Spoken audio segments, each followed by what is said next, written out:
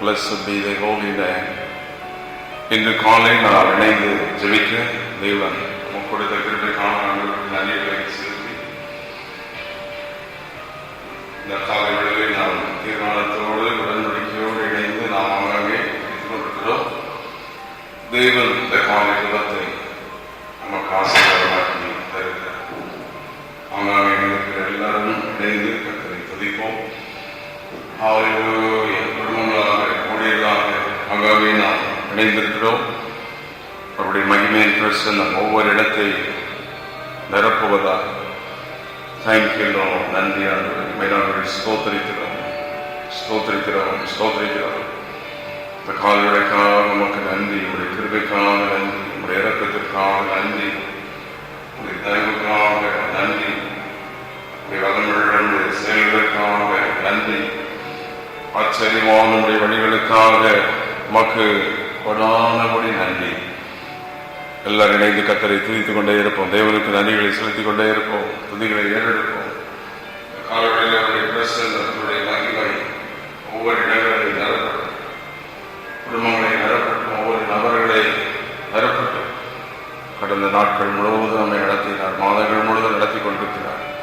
ஒவ்வொரு நாளும் தேவன் நம்மை நடத்தி வருகிறார். அவர் செய்த எல்லா அற்புதமான கிரிகளுக்காக அவரை சார்ந்து கொண்டு அவரை நம்பிக்கொண்டிருக்கிறார். அவர் மேல் விசுவாசம் வைக்கிறார். எல்லாரையும் தேவன் விடுதலை ஆக்குகிறார், வழி நடத்துகிறார். ஆமென், ஹல்லேலூயா. இந்த ஜெபங்களை கேட்டு செய்த எல்லா நன்மைகளுக்காக நன்றி. இந்த காலவெளியிலே நாங்கள் ஸ்தோத்திரிக்கிறோம். நடத்தி வந்த வழிகளுக்காக ஸ்தோத்திரம். எங்கள் குடும்பங்களோடு இருந்த அற்புதங்களுக்காக ஸ்தோத்திரம். செய்த உதவிகளுக்காக நன்றி. உடைய மகத்துவமான உடைய செயல்களுக்காக நாங்கள் ஸ்தோத்திரிக்கிறோம், நன்றி செலுத்துகிறோம். எல்லாரும் ஸ்தோத்திரம் பண்ணுவோம். இணைந்து கர்த்தரை துதிப்போம். பிதாவாகிய தேவனை ஸ்தோத்திரிப்பதற்காக ஹல்லேலூயா. ஸ்தோத்திரம். குமாரனாகிய இயேசுவை ஸ்தோத்திரிப்போம். எங்கள் இரட்சகர் வழிநடத்தின தேவனை ஸ்தோத்திரம். பரிசுத்த ஆவியாகிய தேவனை ஸ்தோத்திரிப்போம். ஹல்லேலூயா. இருக்கிற இடங்களில் நல்ல உற்சாகமாக கர்த்தரை துதித்து அந்த கால் விளையில் தேவனை மகிமைப்படுத்தி ஆமென், ஹல்லேலூயா. நடத்தி வந்த வழிகளுக்கு, தேவன் செய்த நன்மைகளுக்கு துதிகளை ஏறெடுத்து இப்பொழுது ஒரு பாடலை தொடர்ந்து பாடி கர்த்தருடைய வசனத்தை வாசித்து நாம் தியானிக்க போகிறோம். கர்த்தர் இந்த காலை ஜெபத்தை நமக்கு ஆசீர்வாதமாக மாற்றி தருகிறார். நம்முடைய தேவன் சர்வ வல்லமையுள்ள தேவன். இந்த காலை நம்முடைய ஜெபங்களை கேட்டுக்கொண்டிருக்கிறதற்காக நன்றி, ஸ்தோத்திரம். ஒவ்வொரு இடங்களிலும் நம்முடைய வல்லமை இறங்கட்டும், நம்முடைய மகிமை இறங்கட்டும், நம்முடைய கிருபை இறங்கட்டும். ஹல்லேலூயா. எல்லாரும் இணைந்து நம்பிக்கைக்கு உரியவரே என்று பாடி தேவனை இந்த காலொளியிலே அப்படியே மகிமைப்படுத்துவோம்.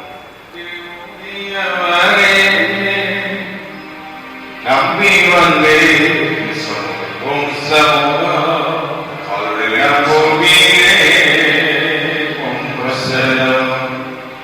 நம்பிக்கைக்கு உரியவரே,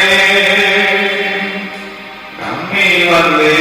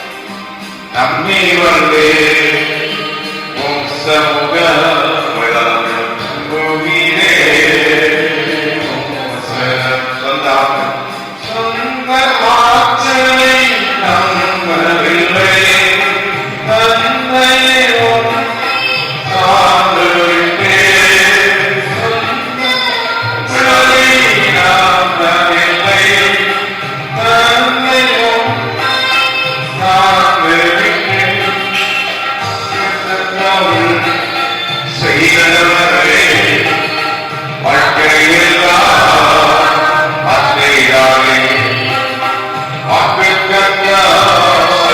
செய்தவரே வாழ்க்கையெல்லாம்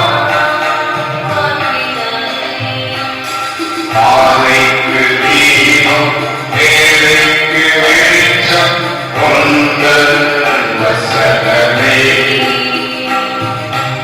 ஆற்றல் மிக்கது ஜீவனுள்ள ஒன்றல் நல்வாக்கு. உம்மை நம்புகிற மனிதர்கள், உம்மை நம்புகின்ற மனிதர்கள் உமது அன்பு சூழ்ந்து கொள்ளோ. உம்மை நம்புகின்ற மனிதர்களை அன்பு என்னும் சூழ்ந்து கொள்ளோ. உள்ளமெல்லாம் மகிழுமையா உங்கள் செலவு அன்புவரா. உள்ளமெல்லாம் மகிழுமையா உங்கள் செலவு அன்புவரா. சொல்லுவோம். ஆதைக்கு தெய்வம் வேலைக்கு ஒன்ற வசனமே ஆற்றல் மிக்கது ஜீவனுள்ளது ஒன்றல் அருள்வாக்கு. ஆதைக்கு தெய்வம் வார்த்தைகளுக்கு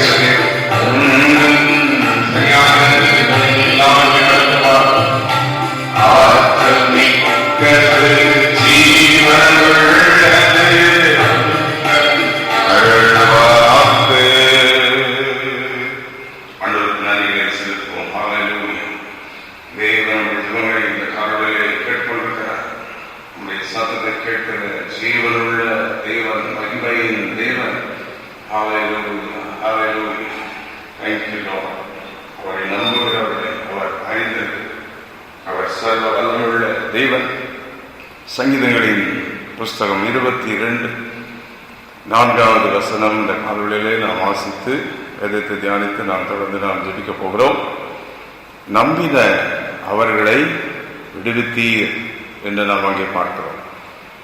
அங்கே சங்கீதத்தில் தாவீது சொல்லும்போது நம்பின அவர்களை விடுவித்தீர். நம்முடைய தேவனாகிய கர்த்தர் தம்மை நம்புகிறவர்களை அறிந்திருக்கிறார்.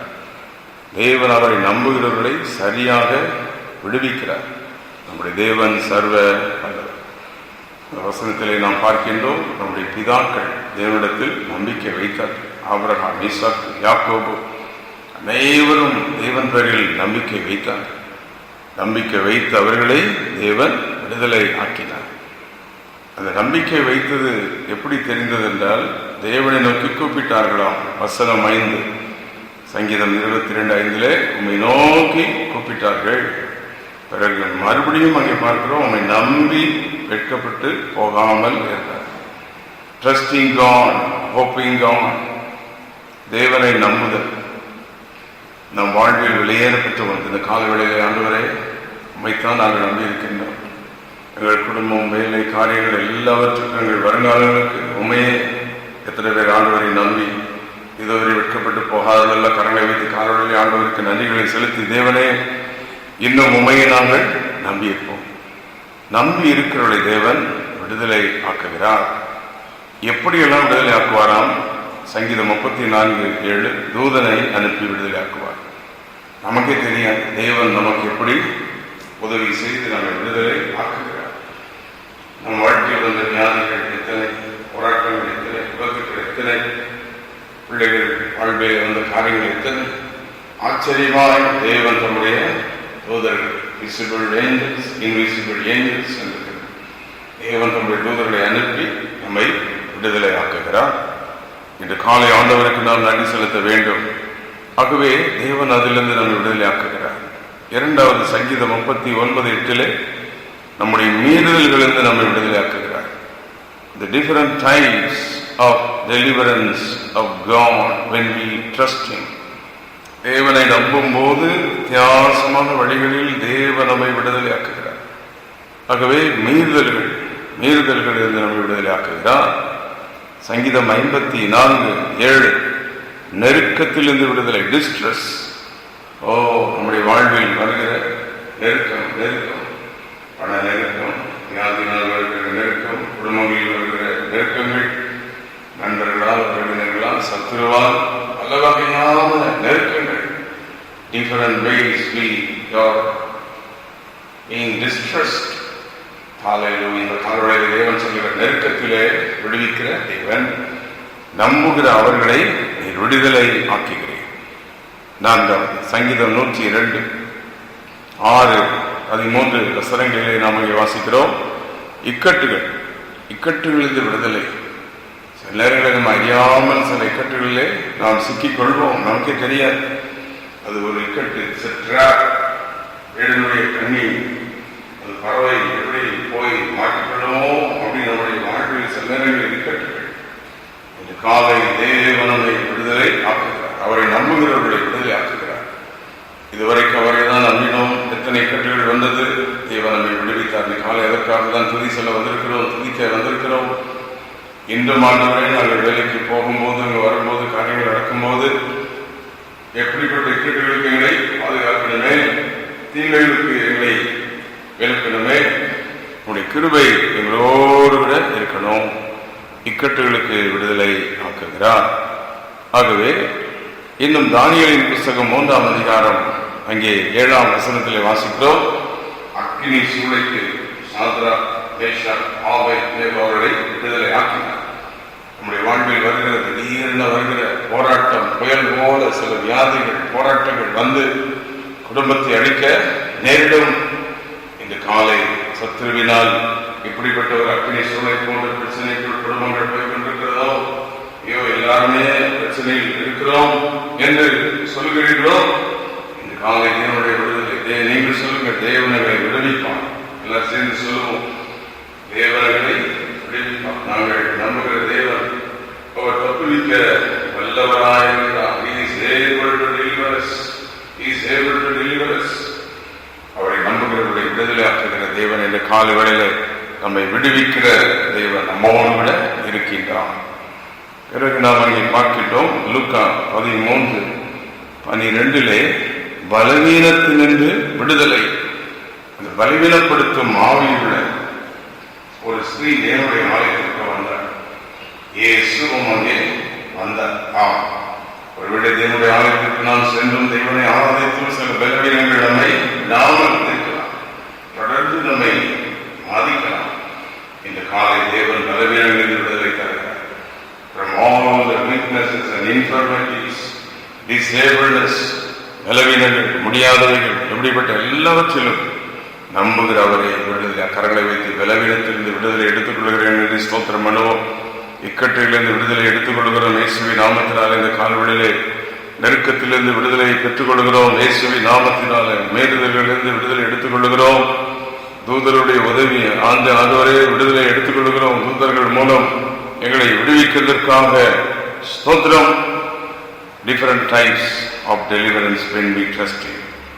தேவனை நாம் நம்பியிருக்கும் போது பல விதங்களில் தேவன் நம்மை விடுதலை ஆக்குகிறார். 7வதாக கொலோசியர் 1:13 இருளின் அந்தகாரத்திலிருந்து தேவன் நம்மை விடுதலை ஆக்குகிறார். நம்முடைய வாழ்வில் வருகிற இருள் இது சாத்தானுடைய போராட்டங்களை குறிக்கிறது, சத்துருவின் போராட்டங்களை குறிக்கிறது. இந்த சத்துருவின் போராட்டங்களில் தேவன் நம்மை விடுதலை ஆக்குகிறவராக இருக்கிறார். நம்முடைய தேவன் சர்வ வல்லமையுள்ள தேவன். இருளின் அந்தகாரம், இருளின் போராட்டங்கள் வந்து நம்முடைய வாழ்வில் வரும்போது தேவன் அவைகளில் விடுதலை ஆக்குகிறார். இந்த காலை தேவன் சொல்லுகிறார், நெருக்கத்திலிருந்து விடுதலை, இக்கட்டிலிருந்து விடுதலை, நம்பின அவர்களை ரட்சிக்கிறார், விடுதலை ஆக்குகிறார்.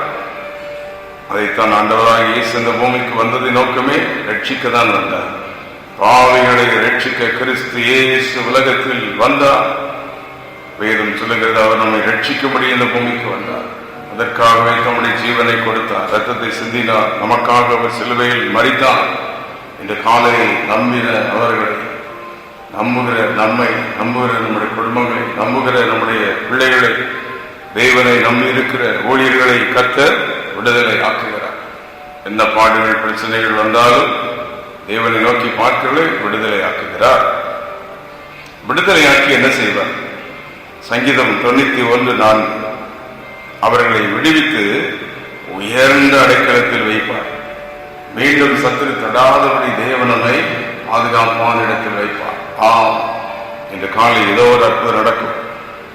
ஒருவேளை பிரச்சனைகளில் சிக்கி குடும்பங்கள் தவிக்கிறதோ, பிள்ளைகள் தவிக்கிறது போல் தெரிகிறதோ, இந்த பாடல் நீங்கவில்லை என்று சொல்லி ஏங்குகின்ற தேவனை விடுவித்து உயர்ந்த அடைக்கலத்தில் வைப்பார். ஆனால் நான் செய்ய வேண்டியது அவரை நம்புவோம், அவரையே சார்ந்திருப்போம். கர்த்தரை விடுவிப்பார், தேவனை விடுதலை ஆக்குவார் என்று சொல்லிக்கொண்டே இருப்போம். இந்த காலை கர்த்தருடைய மகிமை ஒவ்வொரு குடும்பத்தையும் நிரப்புவதாக. இந்த காலையில் இணைந்து ஜெபித்துக் கொண்டிருக்கிற யாரோ ஒரு குடும்பத்தை கர்த்தர் விடுதலை ஆக்குகிறதை நாமே உணர்கிறேன். கர்த்தருடைய வல்லமை இந்த குடும்பத்தில் இறங்கட்டும். இயேசுவின் நாமத்தினாலே கர்த்தருடைய விடுதலை ஆக்குவார். ஏதோ ஒரு பிரச்சனை, பிள்ளைகளோ குடும்பமோ சிக்கி வேதனையோடு இருக்கிற கர்த்தருடைய விடுதலை ஆக்குகிறார். வேலையில் உள்ள பிரச்சனைகள், காலங்களில் விடுதலை, தொழிலில் உள்ள பிரச்சனைகளில் விடுதலை.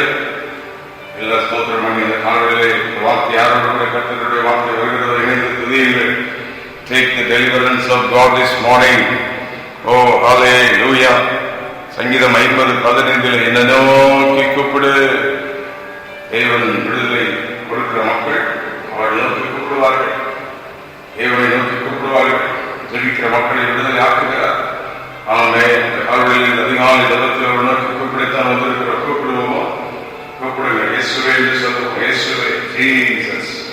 Call upon the name of Jesus this morning. இயேசுவே விடுதலையாக்கும். இயேசுவே விடுதலையாக்கும். ஆமென். ரட்சிக்கப்பட்டவர்களுக்கு போராட்டங்கள் உண்டு, விசுவாசிகளுக்கு போராட்டங்கள் உண்டு, அபிஷேகம் பெற்ற ஒளிகளுக்கு போராட்டங்கள் உண்டு. எல்லாரும் போராட்டம், எல்லாவற்றிலும் விடுதலை ஆக்குகிறார். வியாதிகள், பிரச்சனைகளிலிருந்து, போராட்டத்திலிருந்து. அதைத்தான் சங்கீதம் 22:4 நம்பின அவர்களை விடுதலை ஆக்கினேன். இந்த காலவழியை கர்த்தருடைய வல்லமை ஒவ்வொருவரையும் நிரப்புவதாக தேவனமோடு பேசிக் கொண்டிருக்கிறார். ஹல்லேலூயா. நீர் தான் எங்களுக்கு வேண்டும் ஆண்டவரே. விடுவிக்க நீர் ஒருவர் தான் இந்த உலகத்தில் உண்டு. உண்மைதான் நாங்கள் நம்பியிருக்கிறோம், உண்மையை சார்ந்திருக்கிறோம் என்று அவரிடத்திலே நம்மை அர்ப்பணிப்போம்.